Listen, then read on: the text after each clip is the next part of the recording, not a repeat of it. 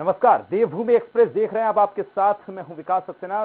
Bulletin की शुरुआत करेंगे। प्रदेश भर के छात्र अब सीधे टैबलेट खरीद सकेंगे, जिसके लिए सरकार खुद टैबलेट बांटने की बजाय छात्रों के खातों में डीबीटी के माध्यम से पैसे जमा कराएगी। करीब 12,000 की धनराशि छात्रों के खाते में जाएगी।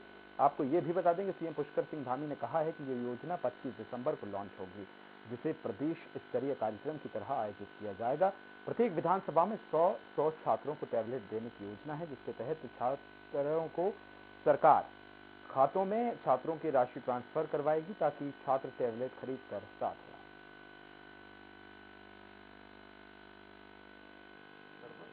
सभी बच्चों को टैबलेट मिल जाए। हमारी पहली प्राथमिकता है टैबलेट मिलना चाहिए, क्योंकि बच्चों को इस आईटी के युग में निश्चित रूप से उन सब संसाधनों का सही प्रकार से उनको जो है उसका प्रयोग भी हो और उनको उसकी सहायता भी मिले, सहयोगी भी हो, तो उसके लिए हमारी सरकार ने मिलेगी।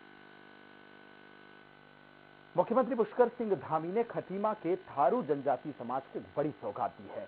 आपको बता दें कि सीएम ने यहां एकलव्य आवासीय स्कूल का लोकार्पण किया है। वहीं जनजाति समाज के संस्कृति कार्यक्रम में थारू समाज में होने वाली प्रसिद्ध होली नृत्य की प्रस्तुति दी गई है। इसमें थारू जनजाति समाज के लोगों के साथ सीएम पुष्कर सिंह धामी भी जमकर थिरके हैं। इस अवसर पर सीएम पुष्कर सिंह धामी भी खुद को रोक नहीं सके और सीएम खुद भी जनजातीय समुदाय में रंगे नजर आए।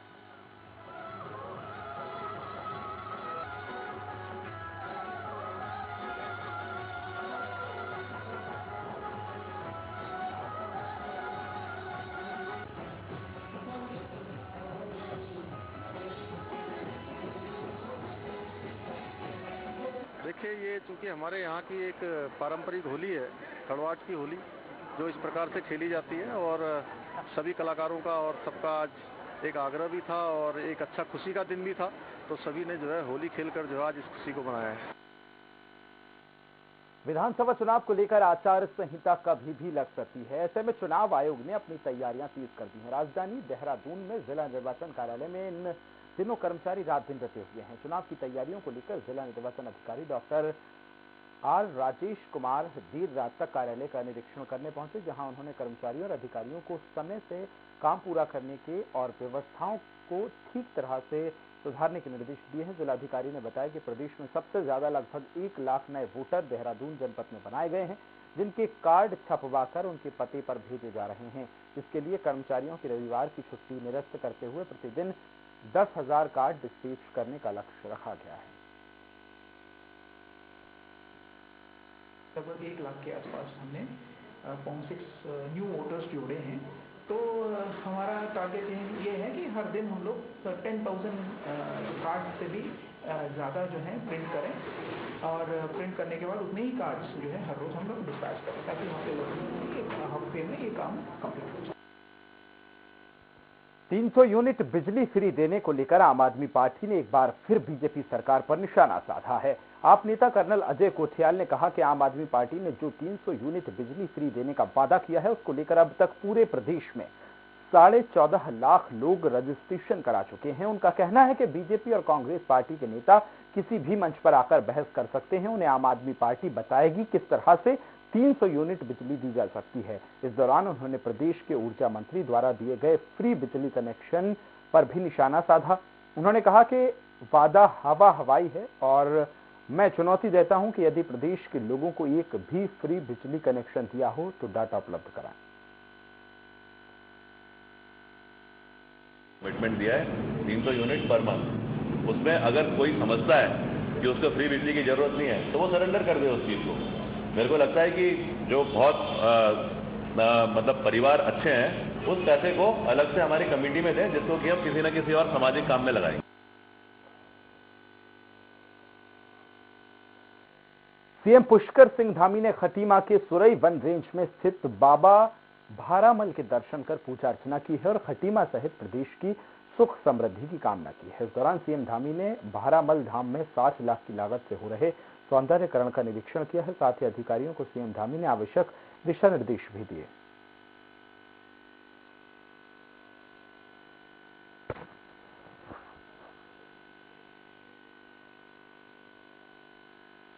भारामल बाबा का जो स्थान है, क्योंकि ये बड़ी आस्था और श्रद्धा का केंद्र है, और मैं बहुत छोटा था तब से मैं यहाँ आता रहा हूँ। तो ये स्थान केवल ऐसा नहीं है कि केवल खटीमा के आसपास का स्थान है, उत्तराखंड का है। इसमें उत्तर प्रदेश के भी श्रद्धालु आते हैं, अन्य जगह भी, नेपाल के भी लोग आते हैं।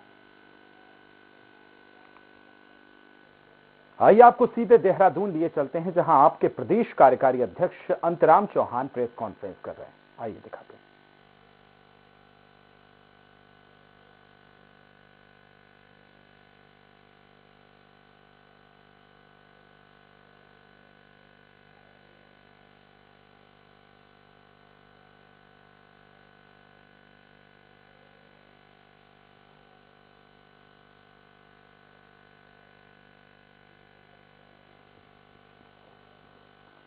रुद्रपुर में दिल्ली के डिप्टी सीएम मनीष सिसोदिया ने जनता को संबोधित करते हुए कहा कि दिल्ली में पहली बार हमारी सरकार बनने पर हमने टैक्स कम किया है। हमने 454 तरीके से एफिडेविट को खत्म कर दिया है। वहीं उन्होंने कहा कि दिल्ली में सरकार के पास कोई आदमी नहीं आता, बल्कि सरकार आम आदमी के पास जाती है। तय समय सीमा में अब दिल्ली में काम होता है। Door to door service Delhi में चल रही है। सरकारें अगर व्यापारियों के लिए काम करें तो दिल्ली की तरह विकास आसान हो सकता है। उत्तराखंड में व्यापार की असीम संभावनाएं हैं। उत्तराखंड में सरकार को 25,000 करोड़ हर साल मिलता है, जबकि दिल्ली में हमको हर चीज एलजी और केंद्र सरकार से मांगनी पड़ती है। कल को किसी व्यापारी का व्यापार कहीं नीचे जा रहा है, किसी कारण से कुछ जा रहा है, तो उसको बैठ के उसके साथ समझे और वो व्यवस्था बनाए ताकि, और उस तरह का वातावरण बनाए ताकि उसका व्यापार और आगे बढ़े। उसी से प्रदेश की तरक्की होगी। मुझे बड़ा अच्छा लगा कि व्यापारियों ने जिस तरह से खुल के सुझाव दिए हैं। आम आदमी पार्टी की सरकार बनेगी तो उन सभी को लागू किया जाए।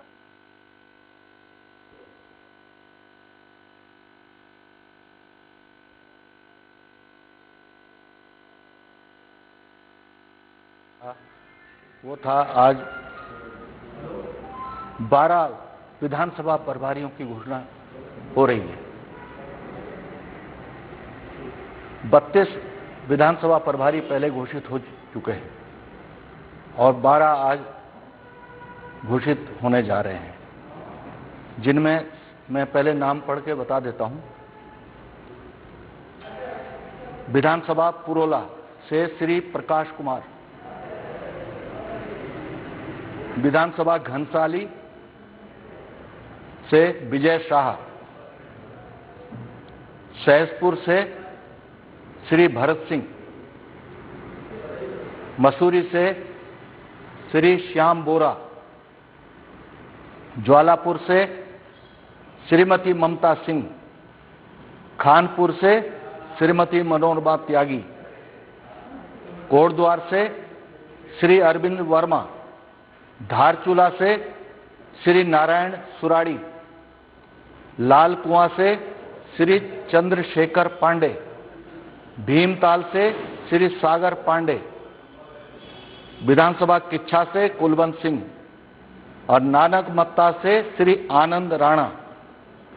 ये 12 विधानसभा प्रभारियों की घोषणा आज की गई आपके सम्मुख, और कुल मिला के अब 44 विधानसभा प्रभारी हमारे घोषित हो चुके हैं।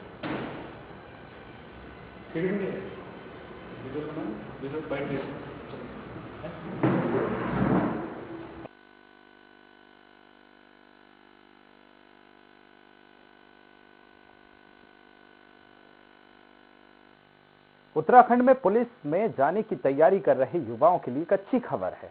उत्तराखंड पुलिस विभाग जल्द ही भर्तियों के लिए विज्ञप्ति जारी होने जा रही है। प्रदेश में जल्द ही 1521 कांस्टेबल और 197 सब इंस्पेक्टर पदों पर भर्ती प्रक्रिया शुरू होगी। पुलिस भर्ती को लेकर प्रदेश सरकार से अनुमति मिल गई है। पहली बार फायर सर्विस में महिलाओं के लिए भी 133 पदों पर भर्ती की जाएगी। बता दें कि साल 2015 के बाद उत्तराखंड में अब पुलिस की भर्तियां निकलने जा रही हैं। 1521 पद हैं, जिसमें कांस्टेबल्स हैं, फायर सर्विस के और पुलिस, सिविल पुलिस के और पीएससी के, और 197 पद हैं सब इंस्पेक्टर और प्लाटून कमांडर के। तो इनकी भर्ती अब शुरू हो पाएगी। तो कब तक आप उम्मीद मान के चलिए? देखिए, मुझे उम्मीद है कि अगले 3-4 दिन में विज्ञप्ति जारी हो जानी चाहिए। मसूरी झील पर ठेकेदार ने मुख्य गेट पर ताला लगाकर बंद कर दिया है, जिसको लेकर झील के दुकानदारों में भारी आक्रोश है। वहीं झील बंद होने के कारण पर्यटक परेशान हो रहे हैं। पर्यटकों का कहना है कि वह मसूरी झील घूमने आए थे, परंतु झील बंद होने के कारण वह काफी मायूस हुए हैं। मसूरी झील समिति के अध्यक्ष राजेंद्र थपलियाल ने बताया कि ठेकेदार ने झील के दुकानदारों का उत्पीड़न कर उनसे कोरोना काल का किराया मांगा जा रहा है। वहीं पालिका अधिकारी आशुतोष सती ने कहा कि पूरे मामले की जांच की जाएगी, अगर कोई दोषी पाया गया तो उस पर कार्रवाई होगी। 2 साल का पूरा किराया चाहिए। अब हर दुकानदार किराया कहाँ से देगा? जब काम चलेगा तभी तो देगा किराया। हाँ। किराया देने के लिए कोई मना नहीं कर रहा है। जिसकी जितनी गुंजाइश है उतना किराया दे चुका है वो, लेकिन डाउन सीजन में कहाँ से पूरा पैसा देगा? तो क्या इसको लेकर आपने पालिका अध्यक्ष या किसी अन्य? हमने दिया नहीं, लेकिन हम जाएंगे पालिका अध्यक्ष से और इस बारे में बात करेंगे। पिथौरागढ़ में ट्रेड यूनियन समन्वय समिति के अध्यक्ष दिनेश गुरुरानी और महामंत्री नीरज जोशी ने एनएचएम संविदा कर्मचारी संगठन के धरने का समर्थन किया है। वहीं दिनेश गुरुरानी ने कहा कि शीघ्र अतिशीघ्र कोविड-19 में सराहनीय कार्य करने वाली एनएचएम कार्यकर्ता और कर्मचारियों की जायज मांगों का समाधान किया जाना चाहिए और राज्य से आउटसोर्सिंग प्रथा खत्म की जानी चाहिए। उन्होंने कर्मचारियों को संबोधित करते हुए कहा कि हिमालय बचाओ अभियान के तहत शपथ भी उन्होंने दिलाई, साथ ही एक पौधा धरती मां के नाम अवश्य लगाएं, ऐसा संकल्प लिया गया। मांगों को लेकर जिनमें हरियाणा की तर्ज पर ग्रेड पे और 60 वर्ष की सेवा प्रकरण को लेकर ये लोग आंदोलन कर रहे हैं। जिला ट्रेड यूनियन समन्वय समिति पिथौरागढ़ इनका पूर्ण समर्थन करती है और माननीय मुख्यमंत्री जी और सरकार से निवेदन करती है कि इनकी मांगों का शीघ्र निराकरण किया जाए, ताकि ये लोग अपने अपने कार्यस्थल पर कार्य करने को तैयार हो जाए। खबर मसूरी से है, जहां मुख्यमंत्री पुष्कर सिंह धामी और राज्यसभा सांसद अनिल बलूनी सोमवार को पार्किंग और टाउन हॉल का लोकार्पण करेंगे। एमपीजी कॉलेज छात्र संघ के अध्यक्ष प्रिंस पवार ने बताया कि कार्यक्रम को लेकर मसूरी वासियों के साथ छात्र छात्राओं में भारी उत्साह है। प्रिंस पवार ने आगे कहा कि छात्र संघ ने मुख्यमंत्री को 5 सूत्रीय मांगों को लेकर ज्ञापन सौंपा है, जिसमें कॉलेज में 11 शिक्षकों की नियुक्ति जल्द कराने की मांग की गई है। कॉलेज में रोजगार परक विषय न होने के कारण छात्र छात्राओं को दूसरे शहरों में पलायन करना पड़ता है। उन्होंने मुख्यमंत्री से मांग की है कि मसूरी एमपीजी कॉलेज में जल्द रोजगार परक विषय शामिल किए जाएं। लंबे समय से शिक्षकों की नियुक्ति को लेकर हमारी लड़ाई भी चली है, आंदोलन भी हुए, परंतु किसी प्रकार का कार्य नहीं हुआ। एक बार इंटरव्यू हो भी गए थे, परंतु किसी कारणवश वो रोक लग गई। 13 पद खाली हैं, उनकी पूर्ति हेतु हमारे युवा मुख्यमंत्री जी कार्य करें, विचार करें। यहाँ वक्त एक छोटी सी ब्रेक का।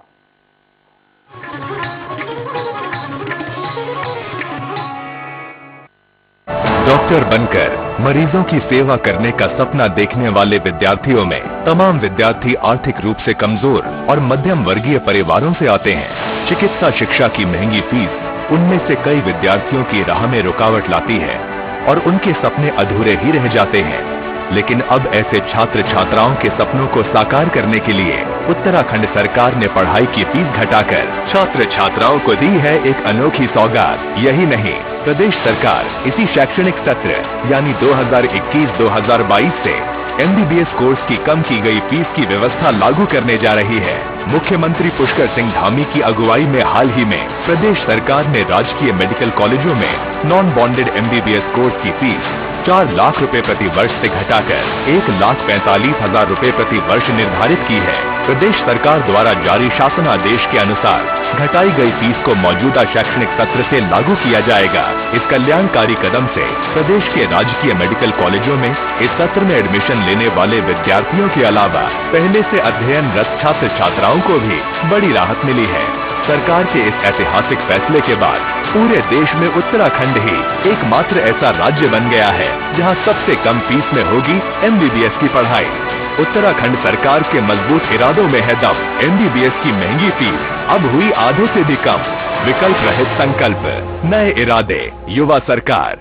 मुल्तानी कोका, कफ सिरप, तुलसी, वसा, यस्ती मधु, पिपली के गुणों से भरपूर, जो खांसी पर करे तुरंत असर, ताकि बदलते मौसम के साथ आप न बदलें। Bhabha University Bhopal is recognized as the top leading institution of Madhya Pradesh, which advances your career in education. Bhabha University is right for you as we choose career before anything. It is the best place to explore dreams and discover yourself, as we provide you the 50 acres of lush green campus, top leading recruiters for placement.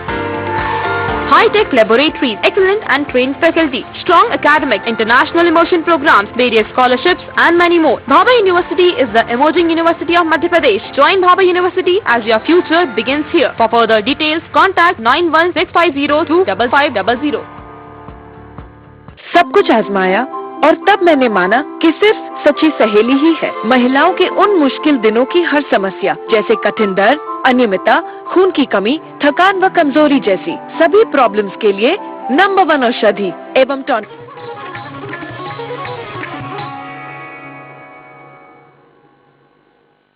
Break के बाद एक बार फिर आपका स्वागत है। Mussoorie hotel association की आम सभा को होटल के सभागार में हुई है। इस दौरान एसोसिएशन के महामंत्री संजय अग्रवाल ने क्रियाकलापों का सदन में ब्यौरा प्रस्तुत किया। साथ ही कोषाध्यक्ष शैलेंद्र कर्णवाल ने आय व्यय का ब्यौरा दिया है। इस मौके पर मसूरी होटल एसोसिएशन के नई कार्यकारिणी की घोषणा की गई है, जिसमें संजय अग्रवाल अध्यक्ष और अजय भार्गव महामंत्री बनाए गए हैं। उत्तराखंड होटल एंड रेस्टोरेंट अध्यक्ष संदीप साहनी ने व्यवसाय को लेकर कई मांगे सरकार के सामने रखी हैं। मसूरी होटल एसोसिएशन के नवनियुक्त कार्यकारिणी को कैबिनेट मंत्री गणेश जोशी ने बधाई दी है। पिछले 2 साल से पैंडेमिक के तहत त्रस्त है। अगर ये मार हम पर पड़ेगी हाउस टैक्स की, तो निश्चित रूप से होटलियर्स जो है पूर्ण रूप से टूट जाएंगे। इसमें हमारा पुनः निवेदन है सरकार से कि इस पे विचार करें और हमको इसमें रिलैक्सेशन देने की घोषणा करें। अभी हाल ही में मैंने 35 करोड़ की सब्सिडी अपने होटल से जुड़े लोगों को अपने बांटी है। इसके माध्यम से हमारे इस व्यवसाय को बढ़ावा मिलता है। और वहीं क्योंकि एक होटल बनने से अगर छोटा बड़ा जिस प्रकार का होटल हो, 50 हो, 200 लोगों को हम रोजगार देते हैं, इसलिए इस व्यवसाय को चिंता करना ये हमारी जिम्मेदारी है। हमारी सरकार पूरी ईमानदारी से इसको कर रही है। वन पंचायत प्रतिनिधियों के वेतन देने की मांग को लेकर पिथौरागढ़ के जिलाधिकारी कार्यालय में नारेबाजी करते हुए जोरदार प्रदर्शन किया गया है। इस दौरान वन पंचायत प्रतिनिधियों ने कहा कि पूरे देश में सिर्फ पंच और सरपंच ही ऐसे प्रतिनिधि हैं जो बिना किसी मानदेय के सरकारी योजनाओं को धरातल पर पहुंचाने का काम करते हैं। इस दौरान वन पंचायत प्रतिनिधियों ने क्षेत्रफल के आधार पर हर वन पंचायत को आर्थिक सहायता दिए जाने की मांग की है और साथ ही राज्य और केंद्र की सरकार की योजनाओं के जरिए वन पंचायतों के विकास की मांग की है। हर व्यक्ति करता है बिना मानदेय के। एक ये संगठन ऐसा है जो बिना मानदेय के चला हुआ है। उसने भी अपना पारिवारिक जीवन जीना है, अपने दायित्वों का निर्वहन करना है। इस वजह से देखते हुए हर वन पंचायत पंच तथा सरपंच को मानदेय दिया जाए उसके कार्य के हिसाब से और उसको विकास की योजनाओं से जोड़ा जाए निरंतर, जिससे वनों का विकास हो, वन आगे को बढ़े। उत्तराखंड में शहद का प्रचार प्रसार और बाजार कैसे उपलब्ध किया जाए, इसको लेकर हल्द्वानी में 3 दिवसीय अंतर्राष्ट्रीय हनी वी महोत्सव की शुरुआत हो गई है। कार्यक्रम में बतौर मुख्य अतिथि पहुंचे सुबोध उनियाल ने हनी वी महोत्सव की शुरुआत की और कार्यक्रम का लोगो भी जारी किया है। मंत्री सुबोध उनियाल ने बताया कि सरकार की मंशा किसानों की आय को 2 गुना करना है। इसी के तहत कुछ दिन पहले Apple festival, international mushroom festival, spice and vegetable festival आयोजित किए गए थे, जिसका मुख्य उद्देश्य कृषि के साथ साथ किसानों को अन्य माध्यम से भी आर्थिक रूप से मजबूत किया जाए। जी हाँ, निश्चित रूप से इसमें 4 कंपनी हमारा हॉर्टिकल्चर मार्केटिंग बोर्ड एमओयू भी कर रहा है, ताकि हॉर्टिकल्चर मार्केटिंग बोर्ड के माध्यम से भी हम चाहते हैं कि किसान को बैकवर्ड फॉरवर्ड लिंकेज जो उसका सबसे बड़ी आवश्यकता है, तो सबसे बड़ी जो समस्या थी वो है बिचौलिया। जिस तरह बिचौलिया किसान का शोषण कर रहा है, बिचौलियों को बीच से हटाने के लिए हम लोग हॉर्टिकल्चर मार्केटिंग बोर्ड को भी स्ट्रेंथन कर रहे हैं। नवनियुक्त अपर पुलिस अधीक्षक चंद्रमोहन ने चार्ज संभालते ही काशीपुर क्षेत्र के नशा माफियाओं को चेतावनी देते हुए कहा कि वह इस अवैध काम से बाज आ जाएं, वरना पुलिस के रडार पर तमाम नशा माफियाओं को गुंडा एक्ट जैसी गंभीर धाराओं में जेल की सलाखों के पीछे पहुंचाया जाएगा। इस दौरान एएसपी ने कहा कि काशीपुर की यातायात व्यवस्था पटरी पर लाना और क्षेत्र को अपराध मुक्त कराना उनकी पहली प्राथमिकता होगी, जिससे शहर वासियों को बड़ी राहत मिलने की उम्मीद जताई जा रही है। फोकस रहेगा साइबर अपराध में। हमारे स्टेट का बहुत बड़ा पैसा, बहुत बड़ा धन, बहुत बड़ी मात्रा में जो है ठगों के हाथों में जा रहा है, तो उसके लिए भी पब्लिक को अवेयर किया जाएगा कि साइबर ठगों से कैसा बचा जाए। हल्द्वानी में एसएसपी पंकज भट्ट ने चार्ज संभालते ही एसओजी की टीम को भंग कर दिया है और सभी को लाइन टेच कर दिया है। पंकज भट्ट ने कहा कि परफॉर्मेंस देने वालों को ही एसओजी टीम में शामिल किया जाएगा। इसी के साथ न्यू ईयर और क्रिसमस पर पर्यटकों को किसी भी तरह की कोई परेशानी ना हो, इसके लिए पुलिसिंग व्यवस्था ठीक की जाएगी। एसएसपी ने कहा कि जिले को सबसे पहले नशा मुक्त किया जाएगा और इसके लिए पुलिस व्यवस्था को दुरुस्त किया जाएगा। सबसे ज़्यादा फोकस नशे को लेकर के हम लोग चाहते हैं कि नशा मुक्त नैनीताल हम लोग बनाएं। इसमें हम दो दिशा में कार्य करेंगे। एक तो पब्लिक कैंपेन चलाएंगे अवेयरनेस का, और दूसरा बड़ी कार्रवाइयाँ करेंगे। गुंडा गैंगस्टर जैसी कार्रवाइयाँ हमारे द्वारा की जाएंगी इसमें नशे को लेकर के। चमोली में धार्मिक मान्यता के अनुसार मां अनुसुईया देवी मंदिर के गर्भगृह में रात भर जाकर ध्यान, तप, जप करने से भक्तों के मनोकामनाएं पूरी हो जाती हैं। इस रात्रि जागरण के बीच नींद के किसी झोंके में कोई स्वप्न दिख गया तो मान लिया जाता है कि करुणामूर्ति देवी ने उनकी गुहार सुन ली है। पुराणों में माता अनुसुईया को सर्वश्रेष्ठ पुण्यदायिनी देवी, पुत्रदायिनी देवी बताया गया है।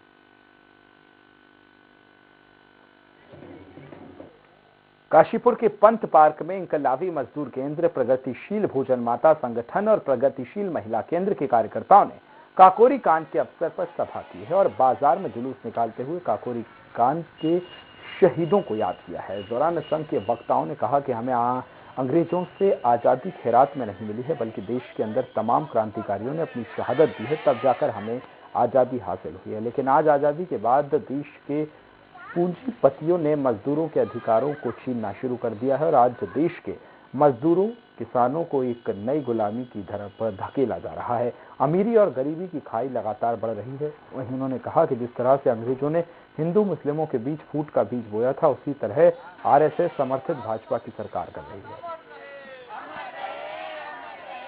जिस देश के अंदर सभी गरीबों को खुशहाल जीवन व्यतीत कर सकें वो, लेकिन ऐसा नहीं हुआ। आज हम देख रहे हैं कि फिर से दुनिया के महत्कशों को, देश के महत्कशों को एक नई गुलामी की तरफ हमारी सरकार ढकेल रही है। और इसलिए आज हम इन शहीदों की संघर्ष को याद करते हुए, इनकी शहादत को याद करते हुए हम देश के महत्कशों को एकजुट होने का संकल्प दे रहे हैं। जनपद ऊधम सिंह नगर के सीमांत खटीमा में विवादित जमीन पर निर्माण कार्य करने के आरोप लगे हैं। जिस जमीन पर रोड निर्माण कराया जा रहा है, उस जमीन को लेकर गांव के ही अशोक सरकार का वन विभाग से विवाद चल रहा है। फिलहाल पूरा मामला माननीय हाईकोर्ट में विचाराधीन है। संबंध में अशोक सरकार ने सक्षम अधिकारियों से लिखित गुहार लगाई थी कि सर्वे के बाद भी कोई निर्माण कार्य कराया जाए, लेकिन आरोप लग रहे हैं कि वन विभाग पुलिस प्रशासन की मौजूदगी में जबरदस्ती रोड का निर्माण करा रहा है। के लिए आदेश करवा रखे हैं। उसमें सर्वे के लिए वन विभाग द्वारा रिपोर्ट भी लगाई गई है रेंजर के द्वारा कि संयुक्त सर्वे के बाद ही सरपंच हो पाएगा कि ये जमीन किस विभाग की है और सर्वे करके रोड बनाई जाए। मैंने यही लिखित में दिया कि सर्वे करके रोड बनाई जाए। उनके द्वारा बताया गया है कि जो पकड़िया से बंगाली कॉलोनी, वहाँ पर वन विभाग द्वारा कुछ सड़क का निर्माण किया जा रहा है, जबकि माननीय हाईकोर्ट का ये आदेश है कि वहाँ पर पहले ज्वाइंट सर्वे हो। तो मैं देखूंगा कि कैसे ये हो रहा है, उसकी जांच की जाएगी और जांच के बाद जो भी तथ्य आएंगे उसके हिसाब से कार्रवाई। हरिद्वार में नगर पालिका अध्यक्ष राजीव शर्मा ने एम क्लस्टर शिवालिक नगर में नवनिर्मित संस्कार पार्क का लोकार्पण किया है। इस अवसर पर अध्यक्ष राजीव शर्मा ने कहा, नगर पालिका क्षेत्र के विकास और सौंदर्यीकरण के कारण लिए ही मैं कटिबद्ध हूं। उन्होंने बताया कि पार्क में वाटर फाउंटेन, सतरंगी लाइट सहित कलश, झूले, बेंच, पेड़ों पर सुंदर चित्रों की रंगाई, सेल्फी पॉइंट आदि से सुसज्जित किया जाएगा। विकासनगर की सेलाकुई पुलिस ने स्नैक तस्कर के 4 आरोपियों को गिरफ्तार किया है। साथ ही आरोपियों के पास से 34.29 ग्राम स्नैक बरामद किया गया है। पुलिस ने बताया कि सूचना मिली थी कि कुछ लोग स्नैक बेच रहे हैं, जिसके बाद पुलिस ने घेराबंदी कर स्नैक के साथ आरोपियों को पकड़ा है।